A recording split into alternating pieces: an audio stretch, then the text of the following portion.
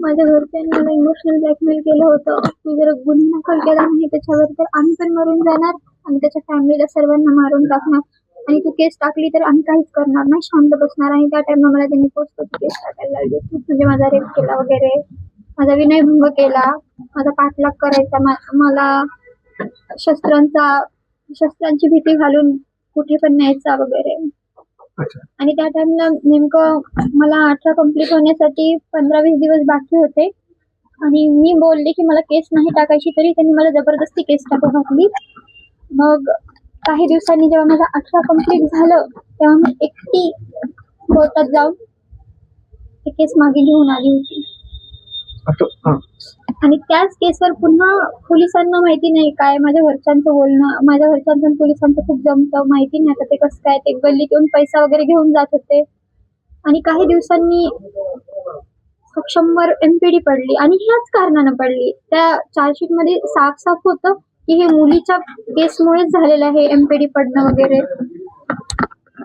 त्यानं काही गुन्हेगार नव्हता. हो, तुझे वडील काय करायचे, काय त्यांचे व्यवसाय वगैरे, तुझे भाऊ वगैरे काय करायचे? असंच 2 नंबरचे काम, टेबल चालवणं, म्हणजे पत्ते वगैरे, सगळे 2 नंबरचे काम करूच पैसा कमवलेला त्यांनी. तुला किती वेळा तुझ्या घरच्यांनी दबाव टाकला की त्याला भेटू नको, बोलू नको असं? मोजता येत नाही एवढी वेळेस. 3 वर्षामध्ये विचार करा ना किती वेळेस केला असेल हे. तुला मारहाण केली कधी? तुला धमकी? खूप वेळेस मारहाण केलेली. माझ्या सक्षमला मारतो म्हणून, त्याच्या घरच्यांना त्रास देईल म्हणून, आणि मी त्यांना घाबरून राहायचे. तू कधी हे सक्षमला बोलली नाही का की असं तू माझ्याकडे? बोलले होते, त्याला म्हणले पण चल मी तुझ्यासोबत यायला तयार आहे, पण तो असं बोलायचं की नाही चल, तुझ्या पप्पांची खूप रिस्पेक्ट करतो आणि मला त्यांच्या मनाने, म्हणजे त्यांना म्हणून तुला न्यायचं आहे. अच्छा, किती प्रेम होतं तुझं सक्षमवरती, सक्षमचं तुझ्यावरती? माझ्या प्रेमाचं माहिती नाही.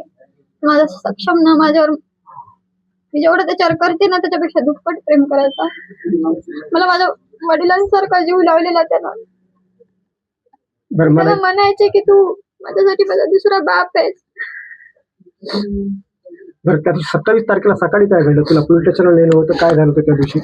माझा लहान भाऊ मला पोलीस स्टेशनला नेला होता.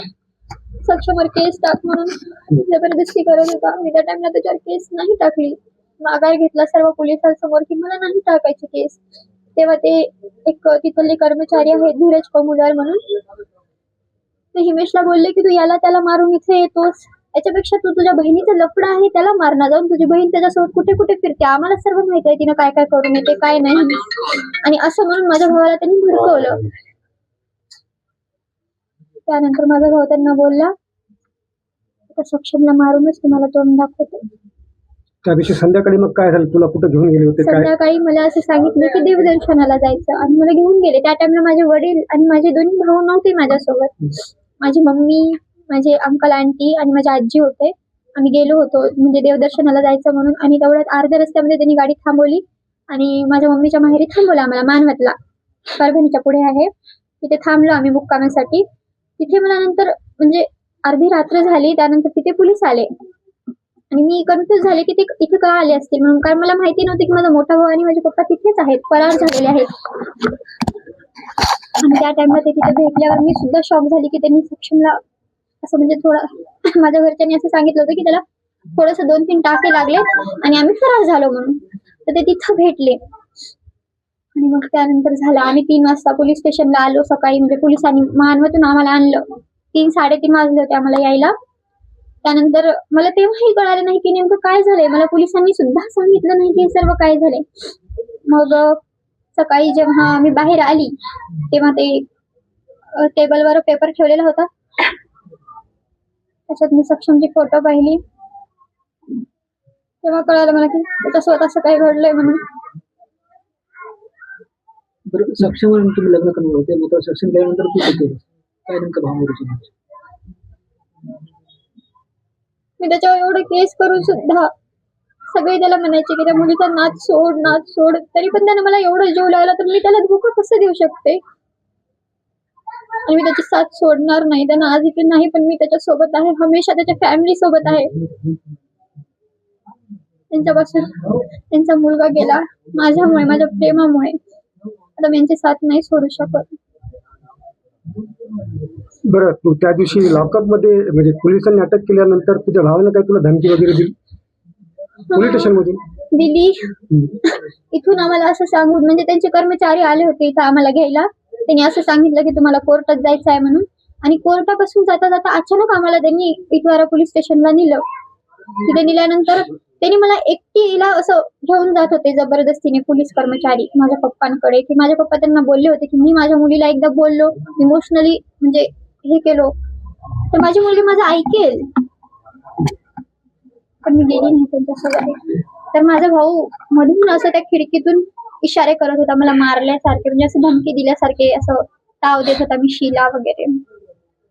आता बघ, तू तुझ्या घरच्यांच्या विरोधात गेली, म्हणजे वडिलांच्या विरोधात, तुझ्या भावांच्या विरोधात, सगळे तुझे स्टेटमेंट वरती सगळे व्हायरल होत आहेत. तुला भीती आहे आता? तुला तर तुझ्या वडिलाबद्दल भावाबद्दल माहिती, तुला भीती आहे की तुला ते बाहेर आल्यावरती काय करतील वगैरे अशी? मला माझी काहीच भीती नाही हो. आता मी ज्याच्यासाठी जगत होते तेच नाही राहिला. मला माझ्याशी काहीच घेणं देणं नाही. बस सक्षमच्या फॅमिलीला प्रोटेक्शन द्या, कारण की त्यांच्या जीवाला धोका आहे. माझा लहान भाऊ अल्पवयीन असल्यामुळे तो कधीही सुटून येऊ शकतो. तो मला बोलला होता 15-20 दिवसात सुटून येईल आणि सक्षमच्या पूर्ण फॅमिलीला संपून टाकेल. तर बस सक्षमच्या फॅमिलीला काही नाही व्हायला पाहिजे. तू या केस मधली मुख्य साक्षीदार आहे, तर शेवटपर्यंत तू ठाम राहशील का? की कारण ते तुझ्या एकदम ठाम राहील. मला पण माझ्या प्रेमाची शपथ आहे. मागणी काय असणार? मागणी बस त्यांना एकदम कडक शिक्षा व्हायला पाहिजे. फाशीच होऊ द्या यांना.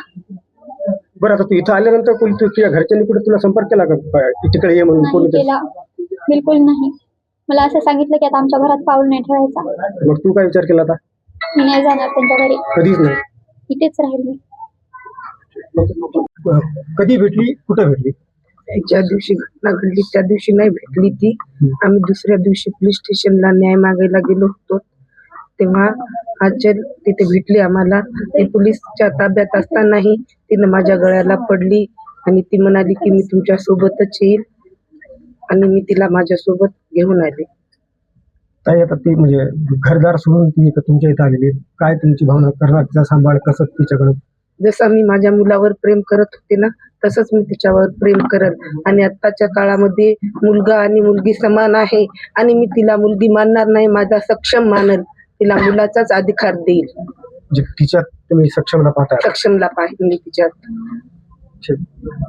असंही मला मुलगी नाही, तर मी माझी स्वतःची मुलगी म्हणून मी तिच्यावर प्रेम करत. आयुष्यभर प्रेम करेल. जोपर्यंत माझा जीव आहे तोपर्यंत मी तिच्यावर प्रेम करेल. तिनं माझी साथ नाही सोडली तर मी तिची शेवटपर्यंत साथ नाही सोडणार. बरं, असा एक शेवटचा प्रश्न. गुणवंत सदावर्ते असं म्हणाले की तुम्ही जर मागणी केली तर ते स्वतः लढायला तयार. मग तुमची काय मागणी आहे? माझी मागणी आहे, माझ्या लेकाला ज्यांनी मारले त्यांना फाशीची सजा झालीच पाहिजे, आणि ती त्यांनी दिलीच पाहिजे. नाही, गुणवंत सदावर्ते वकील म्हणून? हा, त्यांनीच पाहिजे वकील म्हणून. कोण पाहिजे? गुणवंत सदा. ओके.